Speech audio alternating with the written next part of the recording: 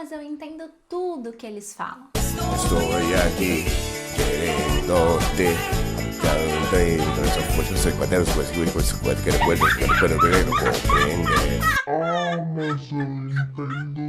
que eles falam.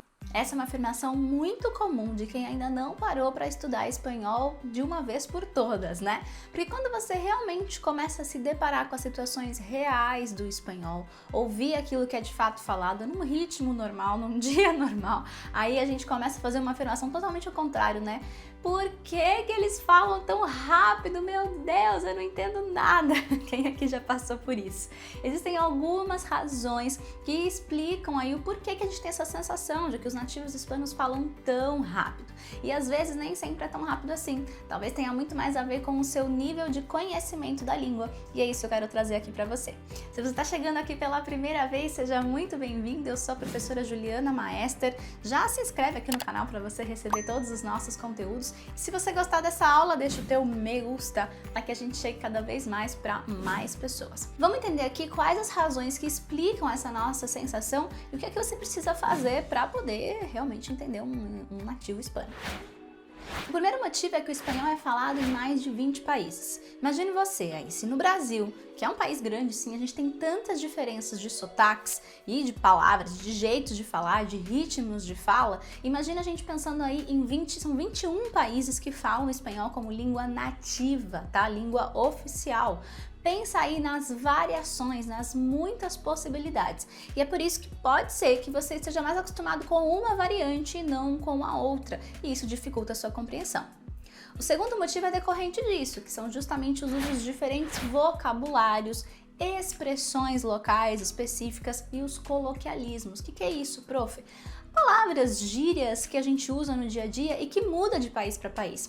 É muito complexo, eu tô aí estudando há mais de 15 anos, gente, a gente tá sempre aprendendo coisas novas, porque num lugar se fala de uma maneira, em outro lugar se fala de outra maneira, em outro lugar de outra maneira, e isso muitas vezes faz com que a gente não entenda o discurso. Pode ser sim que eles estejam falando num ritmo rápido, mas às vezes, muitas das vezes, são as palavras que estão aí no meio que a gente não conhece, não consegue decodificar, que dá essa sensação de muito mais estranheza ainda. O que a gente precisa é estar sempre disposto a estar estudando e conhecendo novas variantes. O terceiro motivo é o uso do espanhol formal e informal, que acontece em qualquer língua, né? Eu já dei aula aqui para você sobre os usos de tu e os te, vou deixar aqui, que é o principal indicativo do espanhol formal e informal, tá bom? Mas para além disso, os usos de gírias no meio, às vezes uma maneira de falar não tão certinha. Se a gente estiver falando de repente linguagem de rede social, de internet, quantas e quantos cortes, quantas e quantas abreviações existem. Quanto mais informal, mais estranho vai ficar, porque vai ficando mais difícil da gente entender se a gente não conhece. A questão é se aprofundar neste mundo, começar a entender do que se trata, para que quando a gente consiga ouvir, quando a gente ouça esses coloquialismos, essas informalidades, elas façam mais sentido na nossa cabeça. O quarto motivo é as diferenças de pronúncia. De novo, falando das variantes aí por conta dos diferentes países que falam. Mas a pronúncia também muda. Eu já dei várias aulas para vocês aqui de pronúncia e um exemplo clássico é o uso do doble L, não? Os dois L's, que eu vou deixar a aula aqui para você também, vai lá dar uma olhadinha. Mas só para pincelar, a gente tem pelo menos 4 maneiras de pronunciar o doble L. E se você está acostumado com uma só, na hora que você ouve a outra forma, você fica, como? O que ele falou? Não faz sentido. E é por isso que eu gosto muito de ensinar os meus alunos todas as principais, pelo menos, variações de pronúncias. Não é só o doble L. A gente tem o doble R, que tem diferença em alguns países. A gente tem o Y, que é o Y, tá? A gente tem várias coisas diferentes de pronúncia e que vai dificultando muitas vezes a nossa compreensão. Se você está querendo entender o espanhol de diferentes países, é importante você ir aos pouquinhos, escutando um pouco de cada lugar, para você ficar mais familiarizado. Senão essa dificuldade vai acontecer sempre. E ó, te prepara que estudar espanhol é isso mesmo, tá aprendendo coisa nova o tempo todo e é uma delícia. O quinto motivo, e talvez esse seja o mais importante para você entender e as coisas começarem a fazer mais sentido, são os agrupamentos de palavras quando a gente está pronunciando o espanhol. Isso não é uma característica apenas do espanhol, é de todas as línguas, mas a gente precisa entender algumas coisas. Quando a gente fala das palavras, a gente tem a divisão de sílabas, né? Por exemplo, libro, né? A gente vai dizer libro, mesa, ok? Divisão de sílabas, tudo bem. O que acontece aqui no espanhol, várias palavrinhas, na hora da gente falar uma frase inteira, a gente acaba unindo uma letra na outra. Isso acontece muito quando a gente tem um S e em seguida uma vogal, quando a gente tem um L e em seguida uma vogal, quando a gente tem um N e em seguida uma vogal. Deixa eu dar alguns exemplos para você. Se a gente pega assim, las amigas, a gente, numa frase rápida, a gente não vai dizer las amigas, com essa pausa no meio, a gente vai dizer las amigas, las amigas. Veja que a gente uniu o S do las com o A do amigas, las amigas. Parece que é uma coisa só. Quando você começa a entender isso, fica mais fácil de decodificar o que o nativo está falando. Se eu disser um escritor, N e um E, é uma vogal em seguida, né? Eu não vou dizer um escritor, um escritor, um escritor. É bacana você treinar tanto para você ouvir e entender, quanto para você falar também. Mesma coisa acontece quando eu tenho duas vogais no final de uma palavra e no início da outra. Por exemplo, la estudiante. Lo correcto, lo común seria dizer la estudiante. La estudiante. ¿Viste? A gente falou tudo junto. La estudiante. Ou então, lo entiendo. Lo entiendo. Veja que não tem uma pausa no meio. Você precisa treinar o seu ouvido para que isso faça mais sentido. E se são vogais iguais, então uma delas desaparece. Se eu for dizer una amiga, eu vou dizer una amiga. Una amiga, como se fosse um A apenas. Isso é muito comum. Me enamorado. Me enamorado.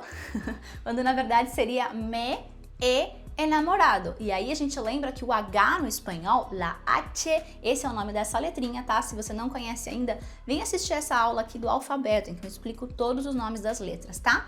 O H não tem som, então ele vai ter o som da vogal que tá junto com ele. Me enamorado, mas me enamoral. Além de tudo isso, a gente tem a supressão de algumas letras. O que é isso, prof? A gente acaba deixando de falar, e eu usei aqui nos exemplos que eu te trouxe. Muitas vezes a gente come o S no espanhol, em vários sotaques, em vários países. Então, ao invés de eu dizer o S, eu corto ele. Isso acontece muito em música. Eu trouxe aqui um exemplo de uma frase de uma música da Karol G. Olha só, ou Karol G, não? Se a gente fosse pronunciar, por que é Karol G? Não sei. Karol G. Pra gente ver aqui essa frase que ela vai cortando os S's, olha só. É a música TQG, quem conhece? TQG da Karol G com a Shakira, tá? E ela fala assim, ó. Lo que ella no sabe es que tú todavía me está viendo toda la historia. Lo que ella no sabe es que tú todavía me está viendo toda la historia, bebé, que... Me está viendo toda la historia. Quando na verdade seria me estás viendo todas las historias. Veja que elas cortaram todos os S's finais.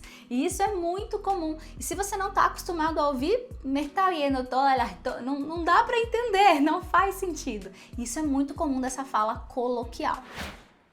E a dica extra aqui então que eu quero te dar é que você use a sua audição de forma intencional, né? Você precisa treinar a sua audição de forma passiva, ouvindo então muitas canções, ouvindo podcast, ouvindo filmes também, claro, quando você está assistindo, você está treinando a sua audição, faça isso, mas você também precisa treinar a sua audição de forma ativa. Então vai pegar uma música para estudar, procura a letra, faça anotações, veja os significados, faça essas marcações, me está vendo toda a história. O que ela está falando? Anota, procura, repete.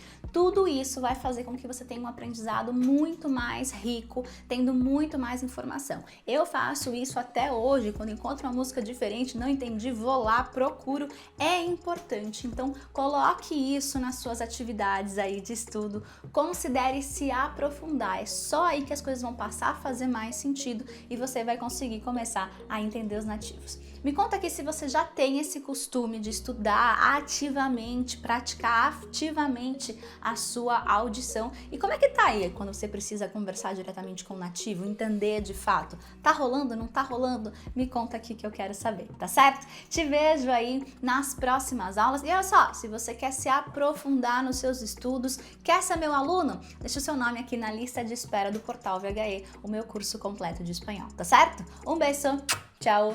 Y hasta luego.